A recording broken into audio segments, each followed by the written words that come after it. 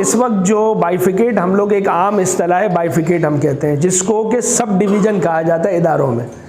ठीक है, बाइफिकेट का कोई लफ्ज़ हमारा आपस का एक वो है कि जी बाइफिकेट कोई प्रॉपर्टी, इसको एक्चुअल सब डिवीज़न कहा जाता है। सब डिवीज़न का तरीक़ेकार इस वक्त जो है वो ये है कि मिनिमम प्रॉपर्टी 800 गज़ की हो, 400 गज़ का एक कम से कम हिस्सा हो तो प्रॉपर्टी सब डिवाइड हो सकती है कहीं भी शहर में, मगर हर प्लॉट का एरिया मिनिमम 400 गज़ होना चाहिए। इसकी वजह से 800 गज़ हो गया। अच्छा, पहले 600 गज़ भी होते रहे हैं, इससे कम भी होते रहे हैं, इससे ज़्यादा भी होते रहे हैं, तो वो चीज़ अब चूँकि उन्होंने रूल्स चेंज कर दिए हैं, अब मिनिमम आपका जो प्लॉट है, ईच प्लॉट उसका मिनिमम एरिया 400 हो। मोर देन आप कर सकते हैं, अगर 1000 है तो 500 के 2 कर सकते हैं, 400 600 कर सकते हैं, 399 नहीं कर सकते आप। मिनिमम एरिया एक प्लाट का 400 गज़ होना चाहिए। ये तो हो गया बाइफिकेट का या सब डिवीज़न का तरीक़ेकार। अच्छा, अब आपने चूँकि एक अच्छा सवाल किया कि अगर कोई वालिद ने इंतकाल हो गया, अब उनके बच्चे हैं और वो प्रॉपर्टी डिवाइड करना चाह रहे हैं आपस में, मगर उसमें तरीक़ेकार ये है कि वो उसकी अलहदा से सेल डीड तो करा लेगा मुतल्लिका हिस्से की, जैसे कि सब रजिस्ट्रार भी कर देता है और जैसे कि कोर्ट भी ऑर्डर करती है कि इतना हिस्सा इसके नाम अलहदा से कर दिया जाए, मगर वो कहलाएगा अनडिवाइडेड शेयर।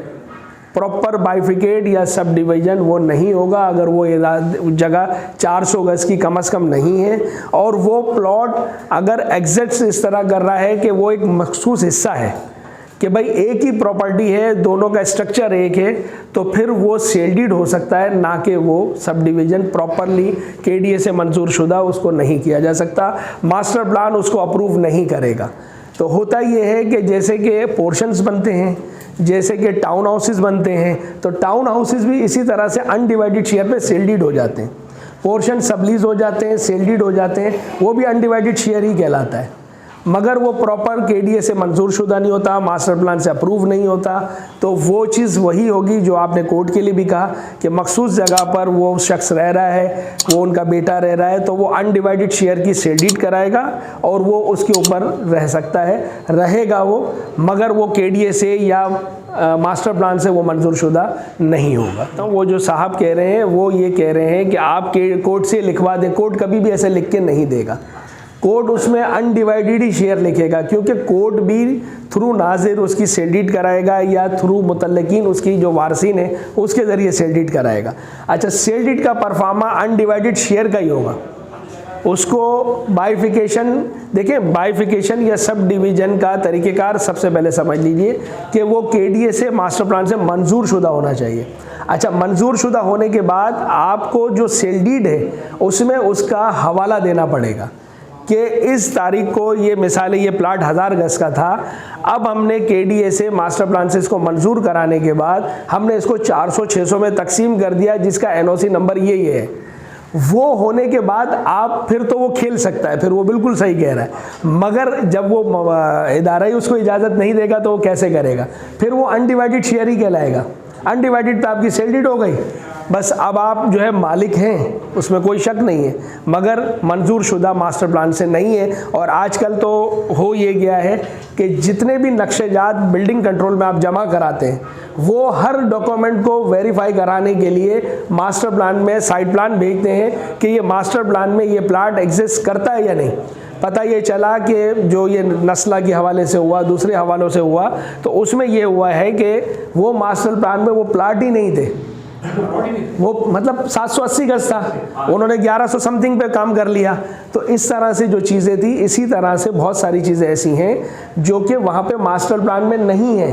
जैसे चाइना कटिंग जो है वो मास्टर प्लान में पार्क है, पार्क की ज़मीन पे बना हुआ है। तो मास्टर प्लान से अब हर डॉक्यूमेंट को नक्शा पास करने से पहले वेरीफाई कराने का कानून आ गया है और उस पर वो ज़रूर आपको वेरीफाई कराना है, वरना आपका वो जो है नक्शा पास नहीं होगा। देखिए, ये ज़रूरी नहीं है कि 120-200 के अनडिवाइडेड हो। आप देखिए 120 गज जितने भी हैं वो केडीए से मंजूर शुदा है।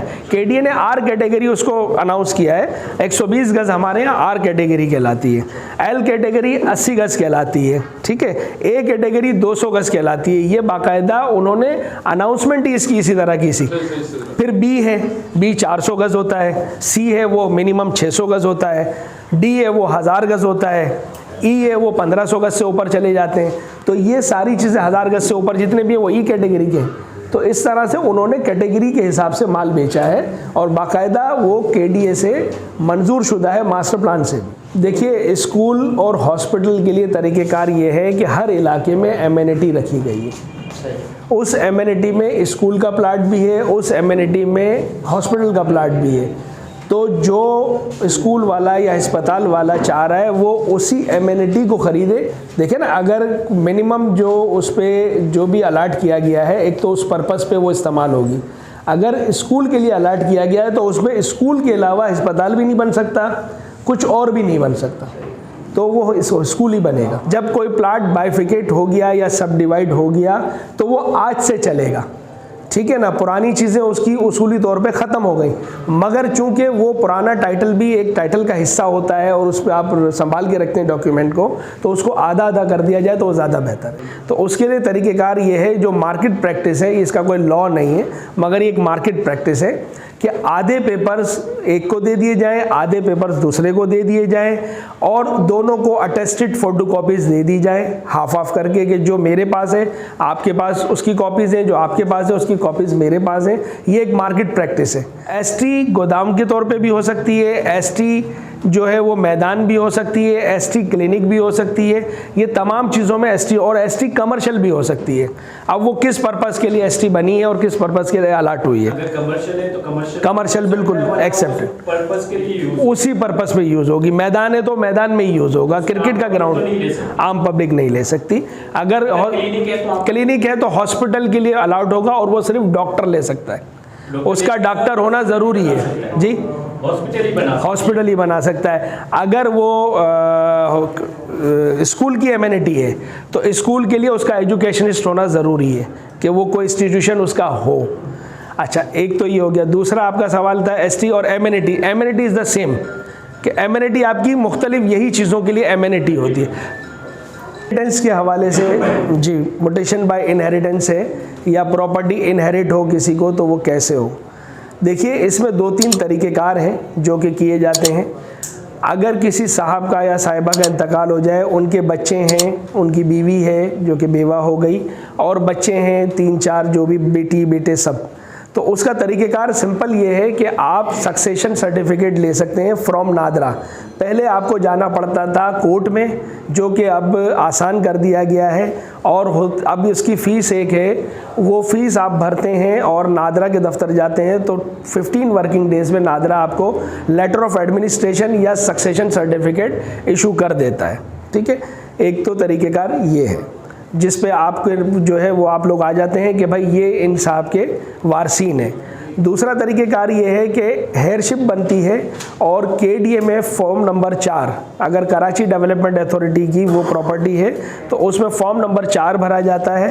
भरने के बाद आप ये तमाम डॉक्यूमेंट जो आपके वालिद के नाम थे, उनके डेथ सर्टिफिकेट की कॉपी के साथ हेयरशिप लगा के उसको जमा कराया जाता है।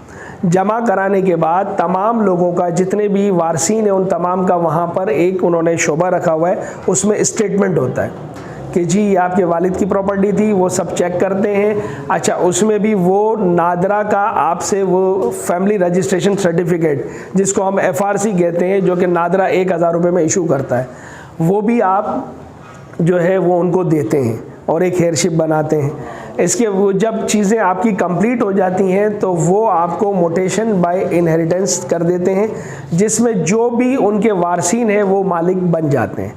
एक तरीक़ेकार हो गया नादरा के दफ्तर से, एक तरीक़ेकार हो गया, इसका अल्लाह आपका भला करे, कि आपने सक्सेशन सर्टिफिकेट वाला, एक हो गया म्यूटेशन वाला। अच्छा, एक तरीक़ेकार हो रहे जिसको हम रिलोकेशमेंट डीड कहते हैं। अच्छा, रिलोकेशमेंट डीड कहते हैं।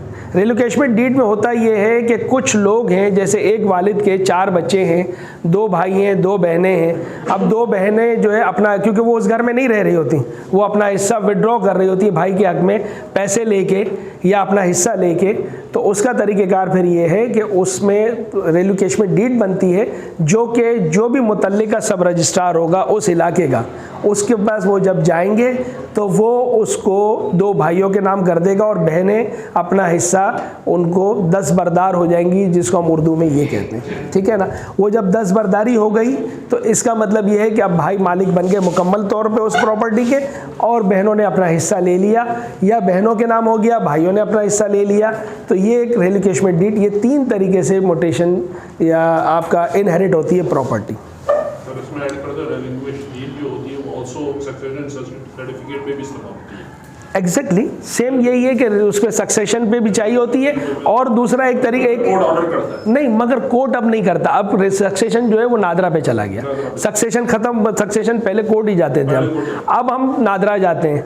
अच्छा, उसमें भी तरीक़ेकार यही है कि हम सक्सेशन करा लें और रेलोकेशन करा लें और FRC लगा दें, तो वो हो जाता है। उन सिर्फ रजिस्ट्रार को एक चीज़ चाहिए होती है कि जो ये वारसीन बता रहे उतने ही हैं, खुदा ना खास्ता इन्होंने कोई वारिस छुपाया तो नहीं, खुदा ना खास्ता ऐसा तो नहीं है कि मरूम की 2 बीवियां हों कि दूसरी बीवी का ही हक चला गया, दूसरे सोतेले भाई बहनों का हक खा रहे हैं, तो इसकी वजह से ये चीज़ की जाती है।